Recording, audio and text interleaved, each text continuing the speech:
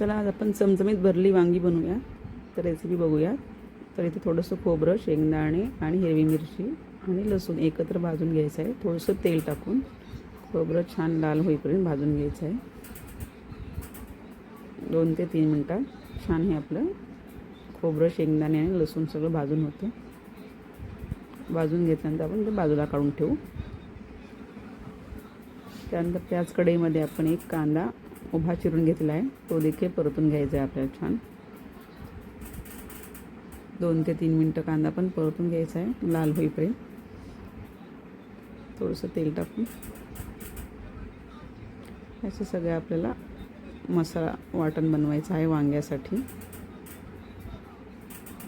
अशा प्रकारे कांदा देखील आपला परतून झालेला आहे, तो देखील आपण काढून घेऊ. आता मिक्सरवरती मी कांदा बारीक करून घेतलेला आहे.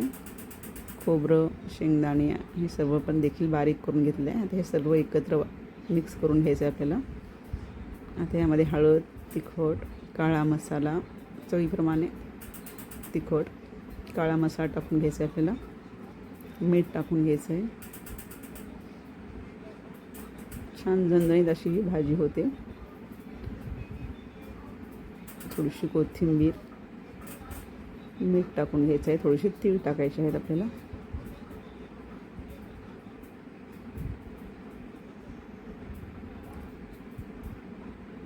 ते छान व्यवस्थित आपल्याला मिक्स करून घ्यायचं आहे. त्यामुळे थोडंसं तेल टाकून घ्यायचं आहे आणि हे वाटण सगळं आपण मिक्स करून घेतलेलं आहे. आता हे आपण वांग्यामध्ये सारण भरून घेणार आहोत. वांगे आपण भरून घेणार आहोत. आता कढईमध्ये तेल टाकून आपण जिरे, मोहरी टाकून घेऊ. हिंग टाकून, हळद टाकून घ्यायचं आहे आणि भरून घेतलेली वांगे थोडीशी परतून घ्यायची आहेत आपल्याला. अशा प्रकारे सगळी वांगी भरून आपण छान 2 ते 3 मिनटं परतून घेऊया. 2 मिनटं झाकण टाकून आपण छान त्याला वाफ काढून घेऊया.